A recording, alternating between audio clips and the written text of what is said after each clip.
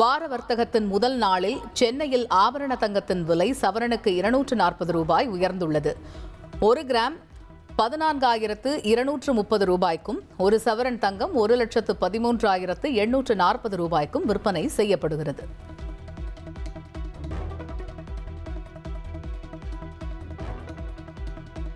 மேற்கு வங்க மாநிலம் முழுவதும் ஆட்சி மாற்றம் வேண்டும் என்ற குரல் ஓங்கி ஒலிப்பதாக பிரதமர் மோடி தெரிவித்துள்ளார். 2ஆம் கட்ட தேர்தலை ஒட்டி பாரக்பூர் பொதுக்கூட்டத்தில் உரையாற்றிய அவர், பாஜக ஆட்சி அமைந்ததும் ஊடுருவல்காரர்களை விரட்டியடிப்போம் என்று கூறினார். கொடைக்கானலுக்கு சுற்றுலா சென்றுள்ள முதலமைச்சர் ஸ்டாலினை பார்த்து அப்பகுதி மக்களும் சுற்றுலா பயணிகளும் உற்சாகம் அடைந்தனர். 2வது நாளாக கொடைக்கானலில் உள்ள மனோரஞ்சித நீர்த்தேக்கத்தில் நடைபயிற்சி மேற்கொண்ட அவர் பின்னர் தனது விடுதிக்கு காரில் புறப்பட்டார். அப்போது அவருக்கு கை கொடுத்தும் அவருடன் செல்ஃபி எடுத்தும் ஏராளமானோர் மகிழ்ச்சி அடைந்தனர். அப்போது ஒரு சிறுமி முதல்வர் ஸ்டாலினுக்கு பூங்கொத்து கொடுத்து மகிழ்ந்தார். கோடை வெயில் வாட்டி வதைக்க தொடங்கியுள்ள நிலையில் பொதுமக்கள், விவசாய கூலிகள், கட்டுமான தொழிலாளர்களுக்கு ORS கரைசலை இலவசமாக வழங்க தமிழ்நாடு அரசு உத்தரவிட்டுள்ளது. அரசு மருத்துவமனைகள், சுகாதார நிலையங்களில் போதிய அளவுக்கு ORS கரைசலை இருப்பில் வைக்கவும் அறிவுறுத்தப்பட்டுள்ளது. கோடை வெயில் அதிகரிப்பால் ஏரிகளின் நீர்மட்டம் சரிந்து வந்தாலும் சென்னையில் குடிநீர் தட்டுப்பாடு ஏற்பட வாய்ப்பில்லை என குடிநீர் வழங்கல் வாரியம் தெரிவித்துள்ளது. சென்னைக்கு குடிநீர் வழங்கும் முக்கிய ஏரிகளில் தற்போது 69% நீர் இருப்பு உள்ளதால் அடுத்த பருவமழை வரை தடையின்றி குடிநீர் விநியோகம் செய்ய முடியும் என்று தெரிவிக்கப்பட்டுள்ளது. புழல், செம்பரம்பாக்கம், பூண்டி உள்ளிட்ட ஏரிகளில் இருந்து தினசரி தேவைக்காக சுமார் 750 கன அடிக்கு மேல் நீர் எடுக்கப்பட்டு வருவதாகவும், கடல் நீரை குடிநீராக்கும் நிலையங்கள் மூலம் தினசரி 200 மில்லியன் லிட்டர் நீர் விநியோகிக்கப்பட்டு வருவதாகவும் கூறப்பட்டுள்ளது. குழாய் இணைப்பு இல்லாத பகுதிகளுக்கு லாரிகள் மூலம் தடையின்றி குடிநீர் வழங்கப்படுவதை தீவிரமாக கண்காணித்து வருவதாகவும் குடிநீர் வாரியம் தெரிவித்துள்ளது. வாட்டி வதைக்கும் கோடை வெயிலால் கேன் குடிநீர் விற்பனை அதிகரித்துள்ள நிலையில் உணவு பாதுகாப்புத்துறை பல்வேறு வழிகாட்டுதல்களை வெளியிட்டுள்ளது. தரமற்ற கேன் குடிநீரை விற்பனை செய்தால் 5,000 ரூபாய் அபராதம் மற்றும் சட்ட நடவடிக்கை எடுக்கப்படும் என்று எச்சரிக்கை விடுக்கப்பட்டுள்ளது. நீலகிரியில் கடந்த 10 நாட்களாக தொடர்ந்து பரவி வரும் காட்டுத்தீயால் 5,000 ஏக்கர் வனப்பகுதி தீக்கிரையாகி உள்ளது. 200க்கும் மேற்பட்ட வனத்துறை மற்றும் மீட்பு பணியாளர்கள் தீயை கட்டுப்படுத்த முயன்றும் காற்றின் வேகம் காரணமாக தீயை முழுமையாக அணைக்க முடியாமல் திணறி வருகின்றனர்.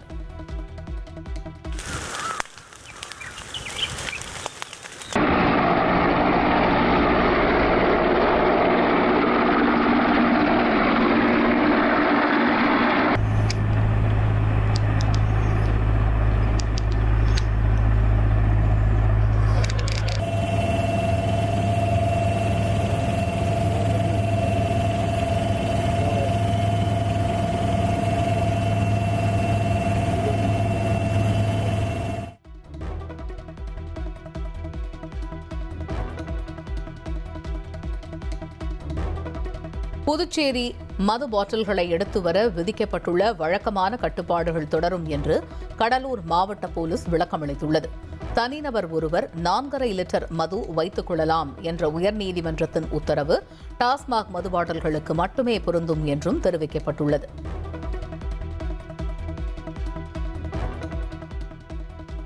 வாடகை பாக்கியை தராமல் இழுத்தடிப்பதாக இந்தியன் ஆயில் நிறுவனத்தை கண்டித்து 1000க்கும் மேற்பட்ட கேஸ் டேங்கர் லாரிகள் வேலை நிறுத்த போராட்டத்தில் ஈடுபட்டுள்ளன. பொதுத்துறை நிறுவனமான இந்தியன் ஆயில் நிறுவனம் சுமார் 1000 கேஸ் டேங்கர் லாரிகளுக்கு 50 கோடி ரூபாய் வரை வாடகை பாக்கி நிலுவை வைத்துள்ளதாக கூறப்படுகிறது. இதனை உடனடியாக விடுவிக்குமாறு தென்மண்டல LPG கேஸ் டேங்கர் லாரி உரிமையாளர்கள் சங்கம் தொடர்ந்து கோரிக்கை வைத்து வந்தது. இந்நிலையில் தங்கள் கோரிக்கையை நிறைவேற்றாததால் சுமார் 1000 லாரிகள் ஆங்காங்கே இயக்கப்படாமல் நிறுத்தப்பட்டுள்ளது. இதனால் இந்தியன் ஆயில் நிறுவனத்தில் இருந்து சிலிண்டர் நிரப்பும் நிறுவனங்களுக்கு கேஸ் எடுத்து செல்லும் பணியில் சுணக்கம் ஏற்பட்டுள்ளது.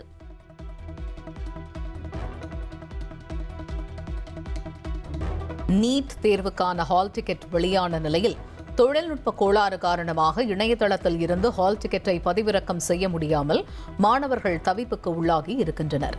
11 லட்சத்திற்கும் அதிகமானோர் இதுவரை ஹால் டிக்கெட் பதிவிறக்கம் செய்துள்ளதாக தேசிய தேர்வு முகமை தெரிவித்துள்ளது.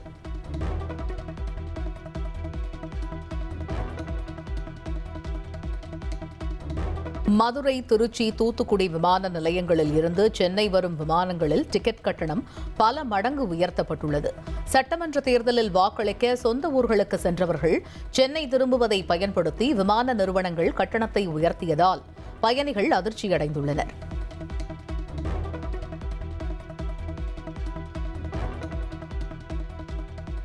கோயம்பேடு மொத்த சந்தைக்கு காய்கறிகளின் வரத்து அதிகரித்துள்ளதால் கடந்த சில நாட்களை விட விலை கணிசமாக குறைந்துள்ளது. தேர்தல் கட்டுப்பாடுகள் காரணமாக குவிந்திருந்த காய்கறி வரத்து தற்போது சீராகி தமிழகம், ஆந்திரா, கர்நாடகா மாநிலங்களிலிருந்து சுமார் 550 லாரிகளில் காய்கறிகள் வந்தன. வரத்து அதிகரித்ததால் எலுமிச்சை பழம் மற்றும் பீன்ஸ் கிலோவுக்கு 30 ரூபாயும், தக்காளி மற்றும் இஞ்சி தலா 10 ரூபாயும் குறைந்துள்ளது. வெங்காயம் 20 ரூபாய்க்கும், உருளைக்கிழங்கு 16 ரூபாய்க்கும், சின்ன வெங்காயம் 55 ரூபாய்க்கும் விற்பனை செய்யப்படுகிறது. அவரைக்காய், முருங்கைக்காய், கேரட் மற்றும் வெண்டைக்காய் உள்ளிட்டவை கிலோ 50 ரூபாய்க்கு விற்பனையாகின்றன.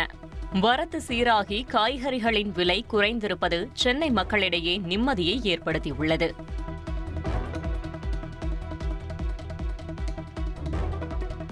பூங்கா நகரமான மதுரையில் உலகப் புகழ் பெற்ற சித்துரை திருவிழா களைகட்டியுள்ளது. மீனாட்சி சுந்தரேஸ்வரர் திருக்கல்யாண வைபவத்தை முன்னிட்டு மாப்பிள்ளை வீட்டார் விருந்தாக 1 லட்சம் பக்தர்களுக்கு உணவு வழங்கப்படுகிறது.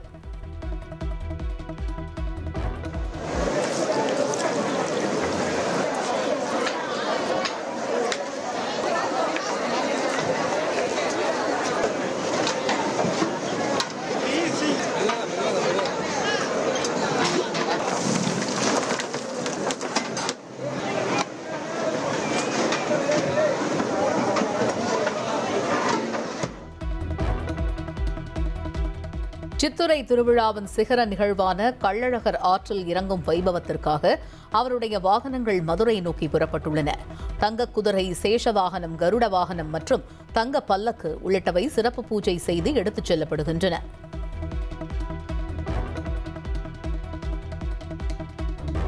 தமிழக வெற்றிக் கழக தலைவர் விஜய் தாக்கல் செய்த வேட்புமனுவுக்கு எதிரான வழக்கை சென்னை உயர்நீதிமன்றம் தள்ளுபடி செய்துள்ளது.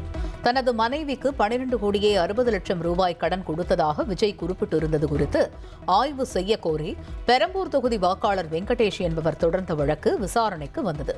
குடும்ப பிரச்சினைகள் இருக்கும் சூழலில் மனைவிக்கு கடன் அளித்ததாக குறிப்பிடப்பட்டிருப்பது சந்தேகத்தை ஏற்படுத்துவதாக அம்மனுவில் கூறப்பட்டிருந்தது. மேலும் தனியார் கல்வி அறக்கட்டளைக்கு 20 கோடி ரூபாய் வழங்கியது குறித்து வேட்புமனுவில் முறையான விளக்கம் இல்லை எனவும் சுட்டிக்காட்டப்பட்டது. ஏற்கனவே இதேபோன்று தாக்கல் செய்யப்பட்ட வழக்கு தள்ளுபடி செய்யப்பட்டதால் இந்த புதிய வழக்கை விசாரணைக்கு ஏற்க முடியாது என தலைமை நீதிபதி அமர்வு உத்தரவிட்டது. இதனிடையே விஜயின் வருமான வரி விவரங்கள் தொடர்பாக தொடரப்பட்ட மற்றொரு வழக்கு ஜூன் மாதத்திற்கு தள்ளி வைக்கப்பட்டுள்ளது.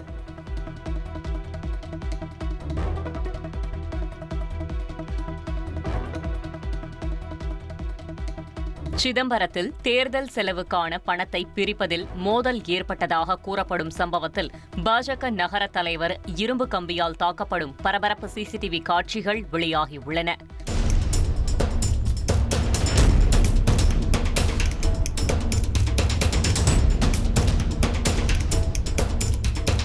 கடந்த 22ஆம் தேதி தனியார் விடுதி ஒன்றில் பூத் செலவிற்கான பணத்தை பிரித்தபோது நகர தலைவர் குமார் மற்றும் மாவட்ட பொதுச் செயலாளர் அகத்தியர் இடையே வாக்குவாதம் ஏற்பட்டதாக கூறப்படுகிறது. இதில் ஆத்திரமடைந்த அகத்தியர் மற்றும் ராகேஷ் ஆகியோர் குமாரை சரமாரியாக தாக்கியதாக கூறப்படுகிறது. இதுகுறித்து குமார் அளித்த புகாரின் பேரில் விசாரணை நடத்திய போலீசார் தேர்தல் நடத்தை விதிகள் அமலில் இருந்தபோது அனுமதியின்றி எப்படி கூட்டம் நடத்தப்பட்டது என கேள்வி எழுப்பியுள்ளதாக கூறப்படுகிறது.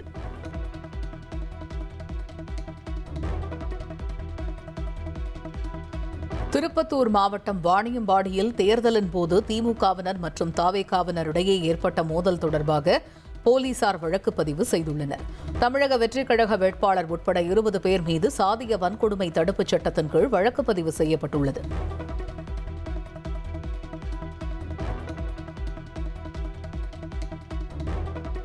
கரூர் கிருஷ்ணராயபுரம் அருகே வீட்டில் தனியாக வசித்து வந்த மூதாட்டியை கொன்று நகைகள் கொள்ளையடிக்கப்பட்ட சம்பவம் அதிர்ச்சியை ஏற்படுத்தியுள்ளது. மூதாட்டியின் கை மற்றும் கால்களை கட்டிப்போட்டு கழுத்தை நெரித்து கொடூரமாக கொலை செய்த மர்ம நபர்களை போலீசார் தேடி வருகின்றனர்.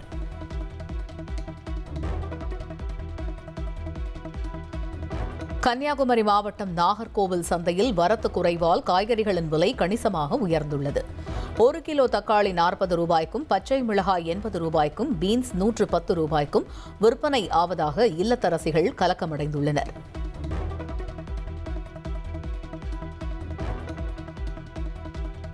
உலக புகழ் பெற்ற தஞ்சை பெருவுடையார் கோவில் சித்திரை தேரோட்டம் கோலாகலமாக நடைபெற்றது. தமிழ் முறைப்படி திருமுறை பாடல்களை பாடி ஆயிரக்கணக்கான பக்தர்கள் தேரை வடம் பிடித்து இழுத்தனர்.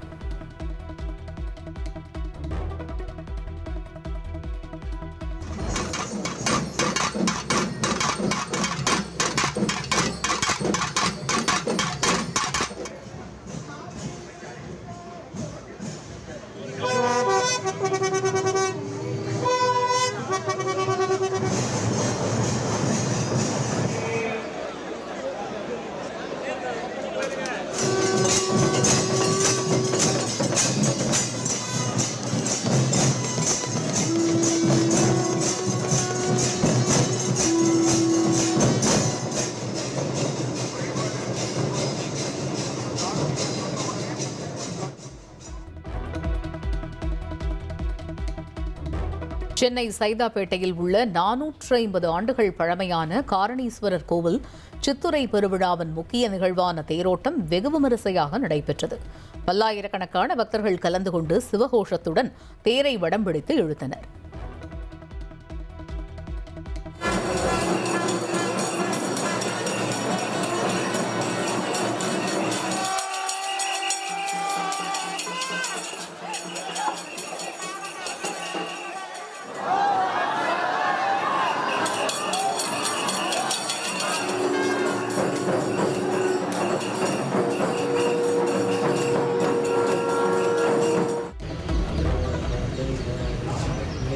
தூத்துக்குடி மாவட்டம் நவ திருப்பதி தலங்களில் ஒன்றான ஆழ்வார் திருநகரி ஆதிநாதர் ஆழ்வார் கோவிலில் சித்திரை தேரோட்டம் கோலாகலமாக நடைபெற்றது.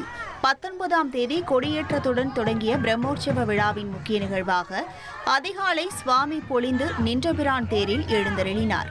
இதனைத் தொடர்ந்து திரளான பக்தர்கள் கோவிந்தா கோபாலா என்ற பக்தி முழக்கங்களுடன் தேரை வடம் பிடித்து இழுத்தனர். 4 ரத வீதிகள் வழியாக வலம் வந்த தேரை வழி நெடுகிலும் திரளான பக்தர்கள் வழிபட்டனர்.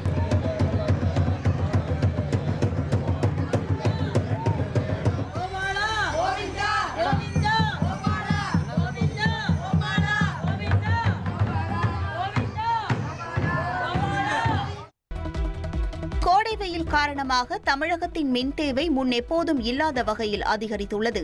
தமிழகத்தின் மின் தேவை ஏப்ரல் 22ஆம் தேதி 21,051 மெகாவாட் என்ற புதிய உச்சத்தை எட்டியது. கத்திரி வெயில் காலத்தில் மாநிலத்தின் மின் தேவை 23,000 மெகாவாட் வரைக்கும் அதிகரிக்கும் என மின்வாரிய அதிகாரிகள் கணித்துள்ளனர். தமிழகத்தின் சொந்த அனல் மின் நிலையங்கள் உள்ளிட்டவை மூலம் 20,130 மெகாவாட் மின்சாரம் உற்பத்தி செய்யப்படுகிறது. கூடுதலாக அதானி குழுமம் உள்ளிட்ட 10 தனியார் நிறுவனங்களிடமிருந்து சுமார் 2,158 மெகாவாட் மின்சாரம் கொள்முதல் செய்யப்படுகிறது. மே மாதம் முதல் காற்றாலை மின் உற்பத்தி சீசன் தொடங்க உள்ளதாலும் தமிழகத்தில் மின் தட்டுப்பாடு ஏற்பட வாய்ப்பில்லை என மின் வாரியம் உறுதியளித்துள்ளது. மேலும் மின் தேவையை நிரந்தரமாக சமாளிக்க வடசென்னை, எண்ணூர் மற்றும் உடன்குடி ஆகிய இடங்களில் புதிய மின் உற்பத்தி திட்டப் பணிகள் தீவிரமாக நடைபெற்று வருவதாகவும் தெரிவிக்கப்பட்டுள்ளது. இரவு நேரங்களில் ஏசி பயன்பாட்டால் ஏற்படும் மின் அழுத்த வேறுபாடுகளை களைந்து தடையற்ற மின்சாரம் வழங்க மின் வாரியம் சிறப்பு முனைப்பு காட்டி வருகிறது.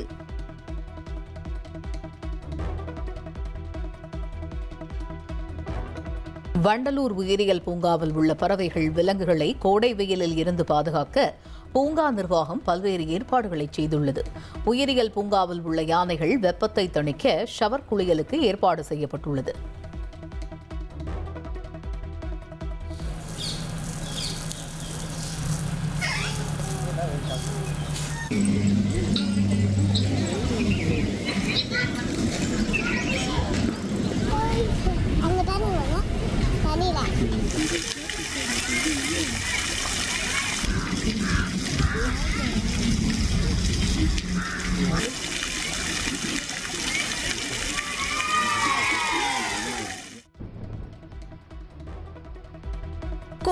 குடங்குளம் அணுமின் திட்டத்தின் 3வது அலகில் அணு உலையை இயக்குவதற்கான முதற்கட்டமான திறந்த அணு உலை நீர் பாய்ச்சும் சோதனை வெற்றிகரமாக தொடங்கியது. இந்த சோதனையின் மூலம் அணு உலையின் பாதுகாப்பு அமைப்புகள் மற்றும் குளிரூட்டும் குழாய்கள் மென்னீர் கொண்டு முழுமையாக சுத்தம் செய்யப்படும் என கூறப்படுகிறது. இது அணு உலையை முழுமையான செயல்பாட்டிற்கு கொண்டு வருவதற்கான மிக முக்கியமான மைல்கல் என்று இந்திய அணுசக்தி மின்கழக நிர்வாக இயக்குநர் பிரதீப் அகர்வால் தெரிவித்துள்ளார். ஏற்கனவே செயல்பாட்டில் உள்ள 1 மற்றும் 2வது அலகுகள் மூலம் இதுவரை சுமார் 121 பில்லியன் யூனிட் தூய்மையான மின்சாரம் உற்பத்தி செய்யப்பட்டுள்ளது. 4வது அலகின் கட்டுமான பணிகள் இறுதி கட்டத்தை எட்டியுள்ள நிலையில் 5 மற்றும் 6வது அலகுகளின் கட்டுமான பணிகளும் தற்போது தீவிரமாக நடைபெற்று வருகின்றன. கூடங்குளத்தின் அனைத்து அலகுகளும் முழுமையாக செயல்படும் போது ஒட்டுமொத்தமாக 6000 மெகாவாட் மின்சாரம் உற்பத்தி செய்யப்படும் என கணிக்கப்பட்டுள்ளது.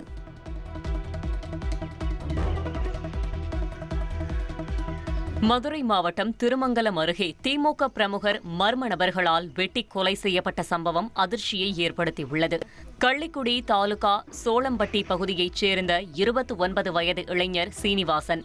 திமுக பிரமுகரான இவர் மதுரை மேற்கு தொகுதியில் திமுக வேட்பாளரை ஆதரித்து தீவிரமாக பிரச்சாரம் செய்துள்ளார். இவரை நள்ளிரவு 12 மணியளவில் 4 பேர் கொண்ட மர்ம கும்பல் வெட்டி கொலை செய்துவிட்டு தப்பியோடியுள்ளது. இந்த கொலை முன்பகை காரணமாக நடந்ததா அல்லது வேறு ஏதேனும் காரணமா என கள்ளிக்குடி போலீசார் விசாரித்து வருகின்றனர்.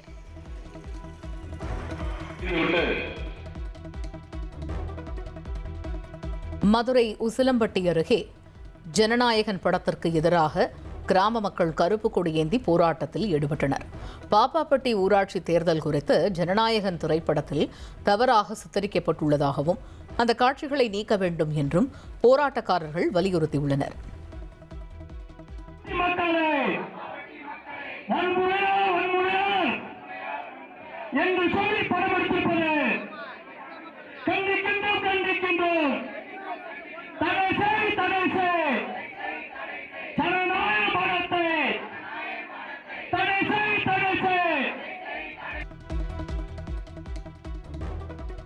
நெல்லை முக்கூடல் அருகே தாமிரபரணி கூட்டுக்குடிநீர் திட்ட குழாயில் உடைப்பு ஏற்பட்டு பல 100 அடி உயரத்திற்கு தண்ணீர் பீச்சி அடித்து வீணானது.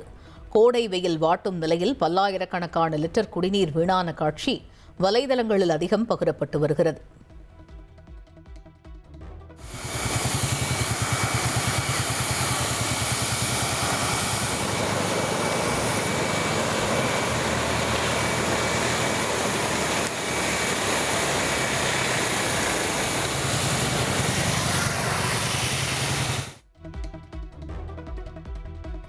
மேற்கு வங்கம் 2ஆம் கட்ட தேர்தல் பிரச்சாரத்தின் கடைசி நாளில் அரசியல் கட்சி தலைவர்கள் வேட்பாளர்கள் தீவிர வாக்கு வேட்டையில் ஈடுபட்டுள்ளனர்.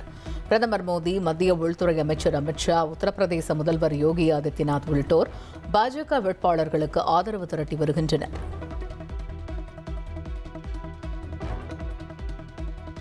மேற்கு வங்க மாநிலம் வடக்கு 24 ஃபர்கனாஸ் மாவட்டத்தில் காவல் நிலையம் முன்பாக திரிணாமுல் காங்கிரஸ் மற்றும் பாஜக தொண்டர்கள் மோதிக்கொண்டதால் பரபரப்பு நிலவியது.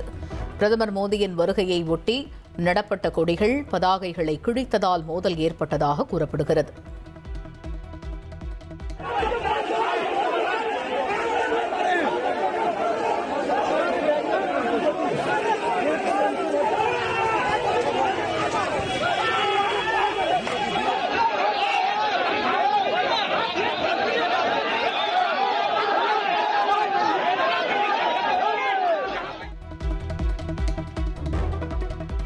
மேற்கு வங்கத்தில் பிரச்சார பொதுக்கூட்டத்திற்கு சென்ற திரிணாமுல் காங்கிரஸ் எம்பி மித்தாலியின் கார் மீது தாக்குதல் நடத்தப்பட்ட சம்பவம் பரபரப்பை ஏற்படுத்தியுள்ளது. நாளை மறுதினம் வாக்குப்பதிவு நடைபெறவுள்ள நிலையில் பாஜகவினர் தம் மீது தாக்குதல் நடத்தியதாக திரிணாமுல் எம்பி மித்தாலி குற்றம் சாட்டியுள்ளார்.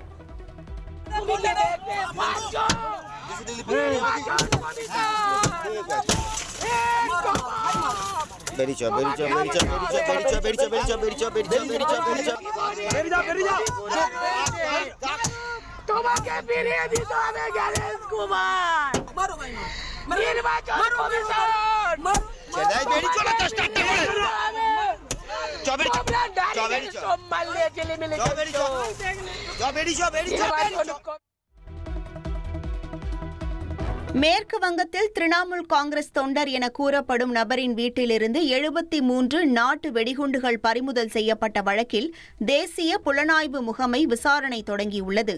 தெற்கு 24 பர்ஹானா மாவட்டத்தில் நடந்த இந்த சம்பவத்தில் மத்திய உள்துறை அமைச்சக உத்தரவின் பேரில் தேசிய புலனாய்வு முகமை வழக்கு பதிவு செய்துள்ளது. மேற்கு வங்கத்தில் சட்டமன்ற தேர்தல் நடைபெற்று வரும் சூழலில் இந்த சம்பவம் அரசியல் வட்டாரத்தில் பெரும் பரபரப்பை ஏற்படுத்தியுள்ளது.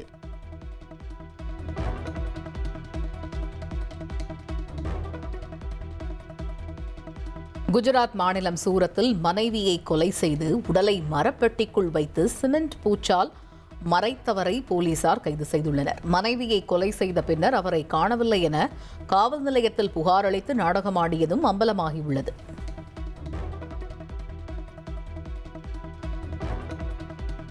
ஆந்திர மாநிலம் முழுவதும் நிலவும் கடுமையான எரிபொருள் தட்டுப்பாட்டால் வாகன ஓட்டிகள் பெரும் தவிப்புக்குள்ளாகி இருக்கின்றனர். பெட்ரோல் பங்குகளில் வாகனங்கள் அணிவகுத்து நிற்கும் நிலையில் எரிபொருள் நிரப்புவதில் பல இடங்களில் மோதல் சம்பவங்களும் அரங்கேறி வருகிறது.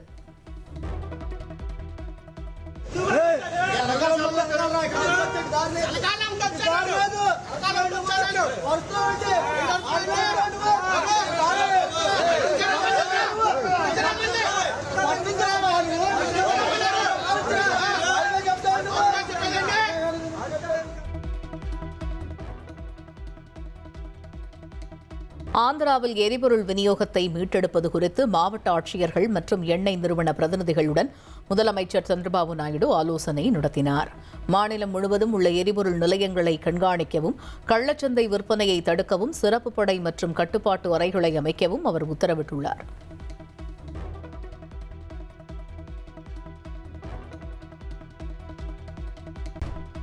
ஆம் ஆத்மி கட்சியில் இருந்து விலகிய ராகவ் ஜத்தா உள்ளிட்ட 7 எம்பிக்கள் பாஜகவில் இணைந்ததற்கு மாநிலங்களவைத் தலைவர் CP ராதாகிருஷ்ணன் ஒப்புதல் அளித்துள்ளார். மாநிலங்களவையில் பாஜக எம்பிக்களின் எண்ணிக்கை 106 இருந்து 113 அதிகரித்துள்ளது.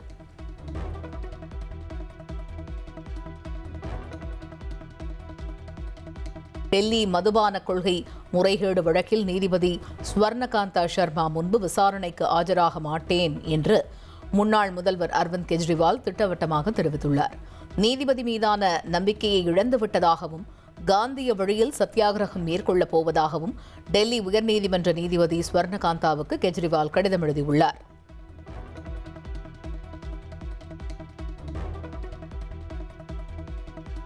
மத்திய பிரதேசத்தின் குவாலியர் நகரத்தில் அதிகபட்ச வெப்பநிலை 109 டிகிரி ஃபாரன்ஹீட்டாக பதிவானதால் மக்கள் இன்னலுக்கு உள்ளாகி இருக்கின்றனர்.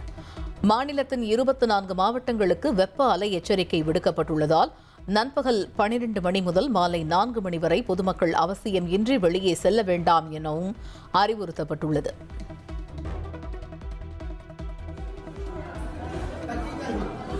ஜார்க்கண்ட் மாநிலத்தில் சாலையோரம் விற்கப்பட்ட பானிபூரி, சோளை பூரியை சாப்பிட்ட 6 வயது சிறுவன் உயிரிழந்த சம்பவம் அதிர்ச்சியை ஏற்படுத்தியுள்ளது. கிரிடி மாவட்டம் படு கிராமத்தில் நிகழ்ந்த இந்த சம்பவத்தில் 18 குழந்தைகள் உட்பட பலர் உடல்நலக்குறைவால் பாதிக்கப்பட்டனர். அவர்கள் மருத்துவமனையில் அனுமதிக்கப்பட்டு சிகிச்சை பெற்று வரும் நிலையில் 6 வயது சிறுவன் சிகிச்சை பலனின்றி உயிரிழந்தார். கடுமையான வெயிலின் தாக்கத்தால் உணவு கெட்டுப்போனதால் இந்த சம்பவம் நிகழ்ந்திருக்கலாம் என கூறப்படுகிறது. இருப்பினும் சிறுவனின் உயிரிழப்பிற்கான காரணம் பிரேத பரிசோதனை அறிக்கை மூலம் கண்டறியப்படும் என அதிகாரிகள் தெரிவித்தனர்.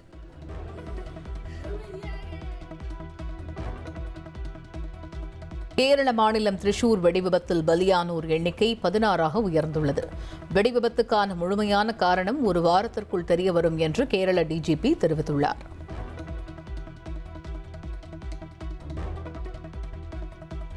அமெரிக்கா ஈரான் இடையேயான அமைதி பேச்சுவார்த்தை முடங்கியுள்ள நிலையில் சர்வதேச சந்தையில் கச்சா எண்ணெய் விலை மீண்டும் உயரத் தொடங்கியுள்ளது. ஒரு பேரல் பிரெண்ட் கச்சா எண்ணெய் விலை $107 அமெரிக்க உயர்ந்துள்ளதால் எரிபொருள் விலை உயரும் அபாயம் ஏற்பட்டுள்ளது.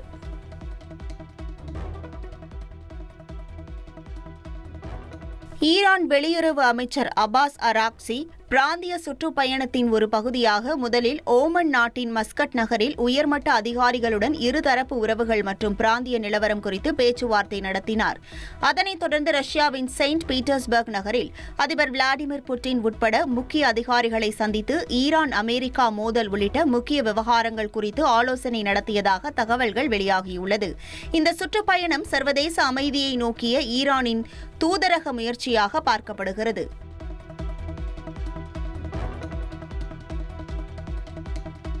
IPL கிரிக்கெட் தொடரின் இன்றைய போட்டியில் பெங்களூரு அணியை டெல்லி எதிர்கொள்கிறது. டெல்லி அருண்ஜேட்லி மைதானத்தில் இரவு 7:30 மணிக்கு இப்போட்டி தொடங்குகிறது.